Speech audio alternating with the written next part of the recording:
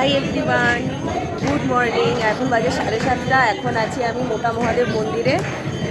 আজকে হচ্ছে নববর্ষ। এই যে জিনিসপাতি কিনে নিয়েছি, এখন দাঁড়িয়ে আছি এখানে। এইটা হচ্ছে মোটা মহাদেব টেম্পল, তোমরা আগেও আমার ব্লগে দেখতে পেয়েছো। তো এখন একটা কথা বলি, এখানে তো প্রচুর ভিড় হয়ে আছে। এখানে এখন আরতি শুরু হতে দেরি আছে। তাহলে চলো আজকে সারাটা দিন আমি কি কি করেছি এই মন্দিরে আসার আগে সেটা তোমাদের সাথে আস্তে আস্তে শেয়ার করি। আজকে মাসিক শিবরাত্রিও আছে, আবার প্রদোষ ব্রতও আছে। আমার ব্লগটা কন্টিনিউ করছি, তোমরা দেখতে থাকো। এটা হচ্ছে যে নববর্ষের ব্লগ। চলো। এখন সকাল 5টা বাজে। এখন আমি আমার যে গোপাল রয়েছে তাকে আমি এখন সেবা দিচ্ছি। প্রথমে গঙ্গা জল, গোলাপ জল, নর্মাল জল সমস্ত কিছু মিশিয়ে স্নানের জল তৈরি করছি। এটা অগরু দিলাম। এরপরে একটু চন্দনের গুঁড়ো দেব। চন্দনের গুঁড়ো দিয়ে জলটা তৈরি করে এখন আমি গোপালকে হরে কৃষ্ণ মহামন্ত্র দ্বারা নববর্ষে স্নানটা করিয়ে দেব। নববর্ষে স্নান করিয়ে দেবার পর আস্তে আস্তে গোপালের সমস্ত শৃঙ্গারগুলো করব। এখন গোপালকে ভালো করে মুছিয়ে এখন আমি একটা সুন্দর জামা পরাবো। আজকে একটা হলুদ রঙের সুন্দর জামা আছে গোপালের, সেই গোপালকে সুন্দর করে এই জামাটা পরিয়ে দেব। এই জামাটা পরিয়ে দেবার পর গোপালকে আস্তে আস্তে অন্যান্য গয়নাগুলো দেব। সুন্দর এই ছোট্ট একটা মালা আছে গোপালের, এই মালাটা গোপালকে পরিয়ে দেবো নববর্ষের দিন। তারপরে ময়ূর পলক দিয়ে মুকুট আছে, সেই মুকুটটা পরিয়ে দেবো। তারপরে বাঁশি দিয়ে দেব। বাঁশি দিয়ে দেওয়ার পর পুরো লুক কমপ্লিট হয়ে গেল। এবার তোমাদের ছবিটা শেয়ার করছি। এই দেখো আমার ছোট্ট গোপাল, কি সুন্দর। গোপাল সেবার মতো রাধাকেও সেই সেম গঙ্গা জল, নর্মাল জল, গোলাপ ফুলের জল দিয়ে স্নান করাবো। এই যে এবারে আমি সুন্দর করে রাধাকে হরে কৃষ্ণ মহামন্ত্র দ্বারা স্নান করিয়ে নিলাম। স্নান করিয়ে নেবার পর আমি এখন রাধাকে ভালো করে মুছিয়ে এখন রাধাকে সুন্দর জামা কাপড় পরিয়ে দিচ্ছি। এটা একটু ফিউশন টাইপ জামা পরালাম, দুটো যে ড্রেসকে একত্রে করে বেশ সুন্দর করে একটা পরিয়ে দিলাম। রাধাকে অনেক রকম স্টাইলিং করতে আমার খুব ভাল লাগে। এখানে সুন্দর একটা মালা পরিয়ে দিলাম, আর এবারে মুকুটটা পরিয়ে দেবো। ব্যাস, রাধার সাজ কমপ্লিট।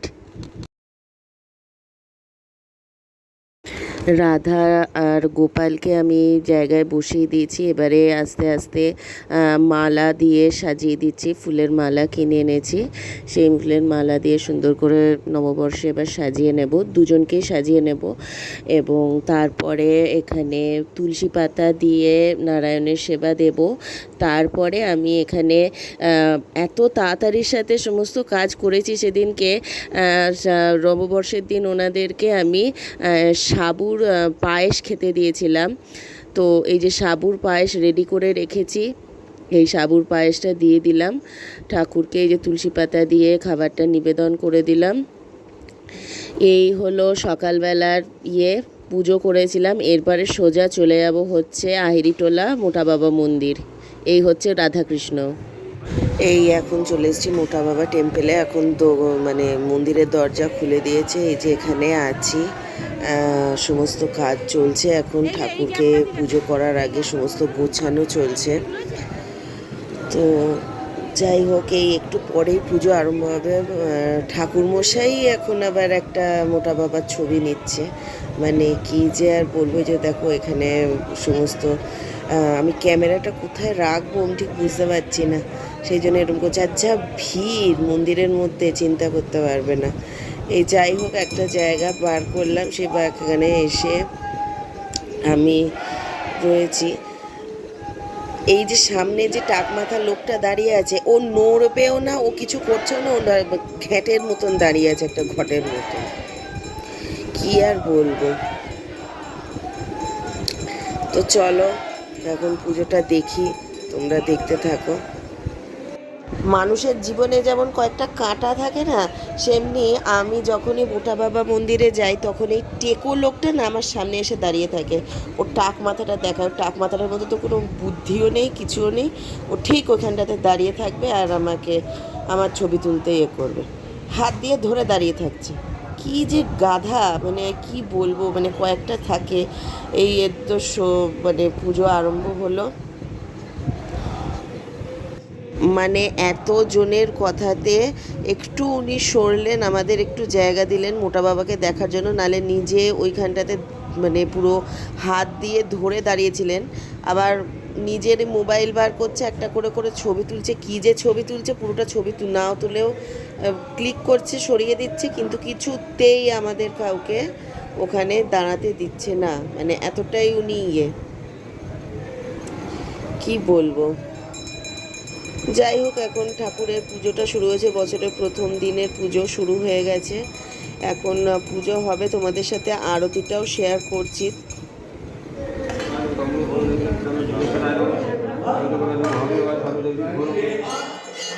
যাই হোক, বাংলা বছরের এখন আরতি চলছে মোটা মহাদেবের, সে আরতিটা দেখছি। খুব ভালো লাগে কিন্তু, মানে এখানে পুজোটা দেখতে, সত্যি কথা বলতে কি খুব নিষ্ঠা ভরে পুজো করা হয়। এর আগেও আমার বেশ কয়েকটা ব্লগ আছে যেখানে মোটা মহাদেবের পুজোর সমস্ত কিছু আছে। তো এখন আরতি চলছে, তো আরতিটা দেখতে থাকো তোমরা।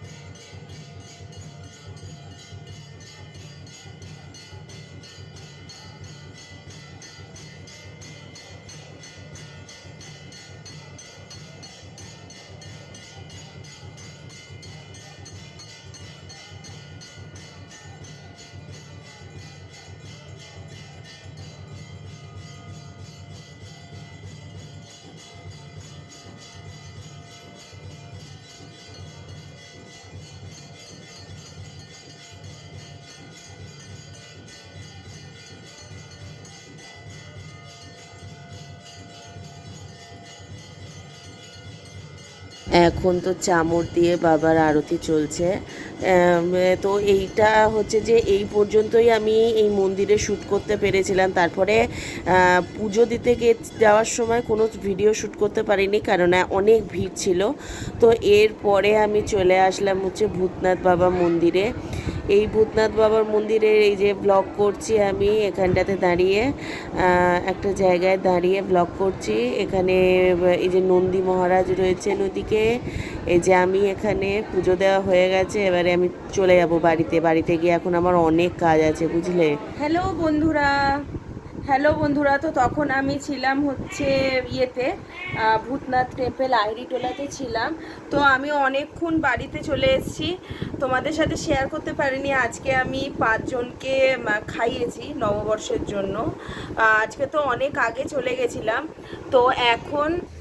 তো এখন রান্নাঘরে আছি, তোমাদের সাথে শেয়ার করছি। আর বাইরে কত রোদ, চিন্তা করতে পারবে না। এই হচ্ছে ইয়ে বানাচ্ছি, বিরিয়ানি বানাচ্ছি।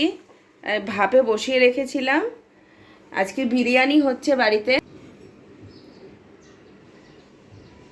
এই যে সয়াবিন, আলু আর হচ্ছে ইয়ে দিয়ে, এঁচড় দিয়ে বিরিয়ানি হচ্ছে।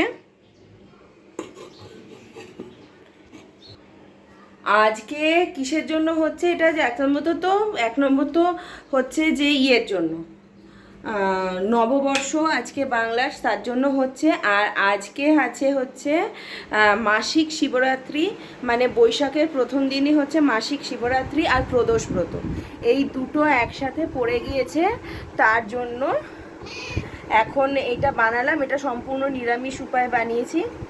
এখন তো রেখে দিলাম এটা, এবার দেখা যাক কি হয়। আবার এখন তো 1:30 বাজে, বেলা 4টে 4:30 পর সমস্ত কিছু আবার করব, তখন আবার কথা হবে। এখন সন্ধেবেলা, এখন শিবরাত্রি ব্রত করার আগে আমি ত্রিপুণ্ড ধারণ করছি। ওম নমঃ শিবায় বলে এরকমভাবে 3টে আঙুলে দিয়ে আমি আমার ত্রিপুণ্ডটা ধারণ করলাম। এবারে বাহুমূলে মানে বাহুতে দেব, তারপরে হস্তে দেব, এই করে এইভাবে দুটো হাতেই আমি এভাবে পরবো। আর রুদ্রাক্ষ তো ধারণ করেই নিয়েছি।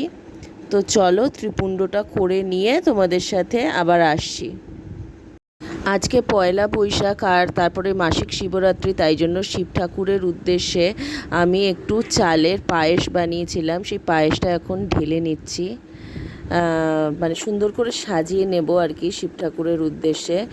তো এই পায়েসটা আমি শুনেছি যে পায়েস নাকি শিব ঠাকুরের খুব প্রিয়, তাই জন্য পরমান্ন রেঁধে এবারে একটুখানি ডেকোরেশন করে দেব। কিছু কাজু বাদাম, এটা হচ্ছে পেস্তা বাদাম দিয়েছি, পেস্তা দিয়েছি, আর একটুখানি ইয়ে দিয়েছি কেশর দিয়ে একটু সুন্দর করে ডিজাইন করে নিয়েছি। এবার এইটাকে আমি এখন শিব ঠাকুরের কাছে দেব। এই যে দুপুরবেলা তখন দেখালাম না যে আমি বানিয়েছিলাম বিরিয়ানি, এবার বিরিয়ানিটাকে না ভালো করে এপিট ওপিট করে করছি। হাঁড়িটা না সত্যি খুব ছোট হয়ে গেছে, কারণ কী যে করি কিছু তো বলতেও পারছি না, এটা করে ফেলেছি এটা। তো এবার থেকে না একটু হাঁড়িটা বড় করার চেষ্টা করব। বিরিয়ানিটা খেতে হেভি হয়েছিল। তো এখন এটাকে ভালো করে মানে কাটাচ্ছি আর কি, এরপরে পরিবেশন করব। বিরিয়ানিটা এখন আমি সার্ভ করে দিচ্ছি ভগবানের জন্য। আর আমার এখানে বিরিয়ানির মধ্যে সয়াবিনও ছিল, এটা সার্ভ করে দিয়ে এখানে আমি পাঁপড় ভাজাও দিয়েছি ভগবানের উদ্দেশ্যে। আর পুরো পুজোর ভিডিওটা করতে পারিনি, শুধু তোমাদের ছবি দেখাচ্ছি। এই যে আমার মহাদেব, আমি এনাকে পুজো করছিলাম তখন, ভিডিওটা করতে পারিনি। বন্ধুরা, কালকে রাত্রিরে শিব পুজো করেছিলাম শিব ঠাকুরের জন্য, তো বিরিয়ানি আর পায়েস রান্না করেছিলাম। সকালবেলা গোপালের সেবা করেছিলাম, করে টোরে তো চলে গেছিলাম হচ্ছে মোটা বাবার কাছে। মোটা বাবার সমস্ত পুজোটা তোমাদের সাথে শেয়ার করলাম। তো যাই হোক, এত কিছু করার পরে কালকে রাত্রিরে, কালকে যে মাসিক শিবরাত্রিটা ছিল, সেই মাসিক শিবরাত্রিটা করার সময় আর ভিডিওটা অন করতে ভুলে গেছি। ওই পরে তোমাদের সাথে শিব ঠাকুরকে কীরমভাবে রেখেছিলাম সেটা শেয়ার করেছি। আর হচ্ছে যে ব্লগটা কালকে এইভাবেই শেষ হয়েছিল, মানে আর করতে পারিনি।